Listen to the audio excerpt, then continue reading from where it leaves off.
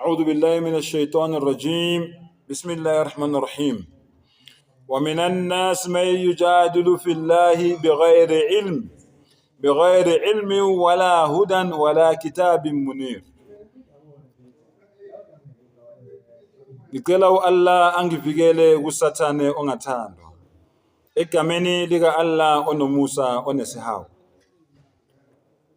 Allah usayiphosa inselelo kumaJuda, kumaRoma, kumaKristu, kumawashtawa, kumaNazaretha, kwabakhonza amadlozi, kwabakhonza izithombe, kwabathwele, kwabayinyanga, kwabayizangoma. Allah usayiphosa inselelo. Allah uthini? Uthi wa minan nas, phakathi kwabantu, may yujadilu fillahi, kunabantu abaloku bephikisana ngomdali wabo. Allahu Akbar. Abaloku bephikisana ngomdali wabo. Lalela ukuthi Allah uthini? Uthi bighairi ilm, benganalwazi, ngaphandle abazilutho lento leyo abakhulumisana ngayo. Lalela, Allah uyayiphosa inselelo, nami ngiyayiphosa inselelo manje.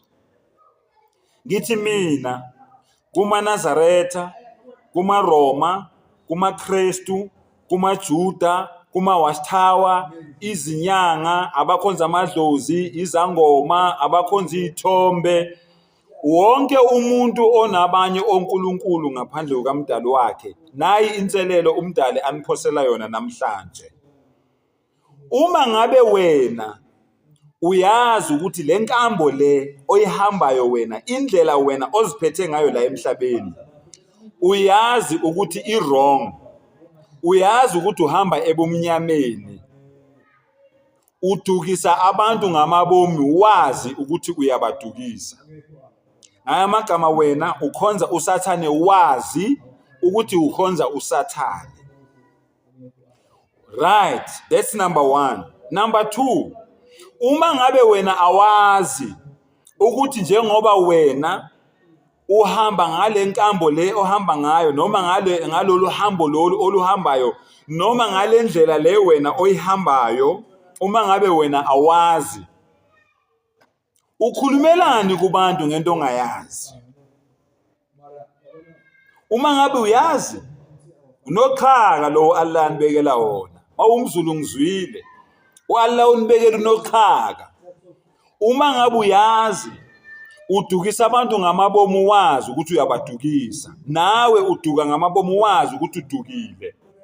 Uma ngabe awazi, bighairi ilmi, Allah uthi vela unalwazi, uzenza usiyazi kodwa awazi. Mroma, mKristu, mNazaretha, mJuda, muwashtawa, nyanga, sangoma, nawe wena okhonza amadlozi, ungeyona inyanga, ungesona isangoma, kodwa nje wena uyikhonzela idlozi, noma ukhonza ithongo mawusho. Uthi Allah, uma ngabe wena awazi ukuthi lento oyenzayo i-wrong, uyenzelani into ongayazi? Ufundiselani abantu into kwawena onganalwazi lwayo? Uyenzelani leyo nto leyo? Yenzana ama-video, ngiyani-challenge.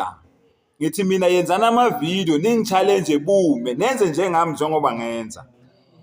Ngithi mina maNazaretha, maRoma, maKristu, maJuda, mawashtawa, abakhonza amadlozi, abakhonza izithombe, amaHindu, abakhonza umlilo, abathwele, uthi umdali lento eniyenzayo aninalwazi lwayo, nenza into eningayazi. Wala hudan, anina guidance, ayikho into eniholayo, ayikho into enibonisa indlela, ayikho into enibonisa indlela, anina guidance, niyadwanguza nje, nihamba nje emnyameni ongenafu, niyadwanguza nje oswini lwenkolozwana lwenkomo, ningazi ukuthi niyaphi nenzani, niyadwanguza nje. Akusho kambatha umntwana, kusho Allah la kuQuran, kusho umdali wenu lo onidalile, onaziyo ukudlula umbatha.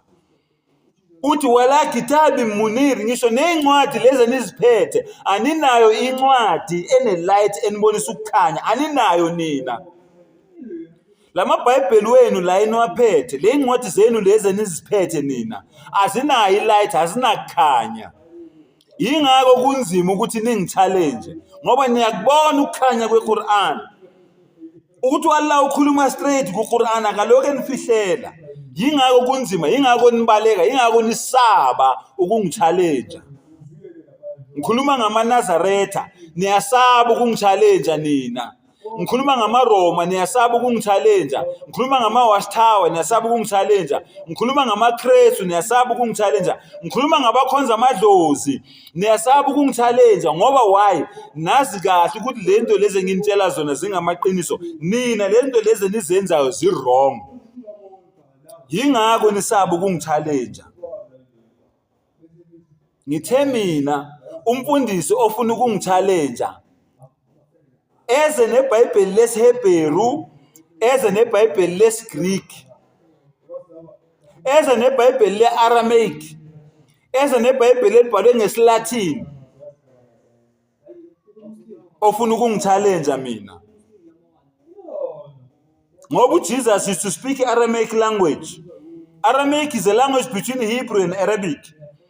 Ilanguage kaYeshua leyo bekayikhuluma. Uze nalelo Bhayibheli lelo. Ungagcini lapho bese uyangitshela ukuthi le incwadi lezi ezakhishwe eBhayibhelini zayikhishelwani. Gospel of Thomas ayikho eBhayibhelini, Gospel of Jesus ayikho eBhayibhelini, Gospel of Mary Magdalene ayikho eBhayibhelini, the Book of Enoch ayikho eBhayibhelini, Gospel of Judas Iscariot ayikho eBhayibhelini, the Gospel of Maccabees ayikho eBhayibhelini, the Gospel of Jubilees ayikho eBhayibhelini, the Gospel of Esdras ayikho eBhayibhelini. Ngakubalela ngaqedi.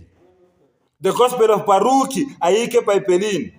Zonke le ncwadi lezi zasikhishelwane, Dead Sea Scrolls ayikho eBhayibhelini, the Apocrypha ayikho eBhayibhelini. Zonke le ncwadi lezi zakhishwelana eBhayibhelini. Kungani amaRoma iBhayibheli labo linencwadi ezu-73, elamaKrestu linencwadi ezu-66? So umfundisi mina ufuna ukungichallenge eze engiphathele yonke lemininingwane le engikunikeza yona, engikuphosela yona. Ngikunikeza homework ukuthi uyenze kahle homework yakho. Mawuqeda bese uyangitshela ukuthi kulabo uNkulunkulu abawu9 abala eBhayibhelini, wena mawukhuluma nombathu uzoburepresenta muphi uNkulunkulu? Kulabo abawu9 abala eBhayibhelini, ungikhethele ukuthi wena uzoburepresenta muphi uNkulunkulu kulabo abawu9 abala eBhayibhelini. Okugcina, wena othi uJesu uNkulunkulu, ungitshela ukuthi uNkulunkulu kanjani. Wena othi uJesu uyindodana kaNkulunkulu, ungitshela ukuthi umkhonza kanjani ubaba wakhe esaphila. Ngoba angicabangi ukuthi ungayikhonza inkosana inkosi esaphila. Ukuze umisa uZulu abe inkosi yamaZulu, kulinda ukuthi uzwe elithini uGudwile adlule emhlabeni abuze, bese kuba nesilo esilandelayo obekuyinkosana. Manje nina nithi uJesu indodana kaNkulunkulu, angithi okay angivume ngamabomu, angivume. Kodwa fanele lindani ubaba wakhe afe phela. Bese khani nizokhonza indodana. Nikhonza kanjani indodana ubaba ekhona esaphila? Uma ngabe nithi uJesu uNkulunkulu, uNkulunkulu onjani owaphatha ubuthongo walala?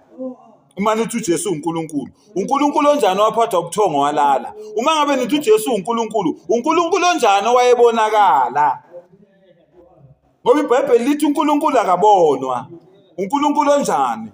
Uma ngabe nithi uJesu uNkulunkulu, incwadi kaNumeri 23 verse 19 ithi uNkulunkulu akayena umuntu. Nina amaKrestu manithi uJesu uNkulunkulu, uNkulunkulu kanjani? Lithi iBhayibheli ukuthi uNkulunkulu akayena umuntu ukuthi aqamba amanga, nandodana ukuthi azisole. Umfundisi ke mina ufuna ukungichallenge eze ngiphathele zonke lezi zinto lezi engikubalele zona. Ngisasho namanje oyovela uyobevele ngephutha baye bempatrekile, angeke ayenze ivideo, baye bemjumile ngesizulu ipatrek yaseGoli, baye bemjumile, angeke ayenze ivideo njengami kanje bume kanje atshela umhlaba wonke ukuthi mina Mbatha ngiyavuma ngiyakuchallenge, ngifuna ukubhekana nawe kanje. Akekho umfundisi ozovela, ngisanitshela namanje, mangabe ukhona makavele ayenze ivideo simbone. Akekho, ngisanitshela namanje. Into eyenza ukuthi angaveli yini? Bayazi ukuthi lento engiyikhulumayo ingamaqiniso. Bayawavula amaBhayibheli mangibanika amavesi, bawafunde bayithole lento le. Manje uzomchallenge kanjani uMbatha? Wazi kahle uMbatha ukhuluma iqiniso. Uzomchallenge ngaliphi igama? Ungasuka wena uyosihlaza phambi komhlaba wonke ngento oyazi ukuthi vele iyiqiniso, uzenze unqesa ngento oyazi ukuthi vele uyazi. sengathi umdala ngasivula amehlo asivula ingqondo. Wa akhiru dawana anilhamdulillahi rabbil alamin.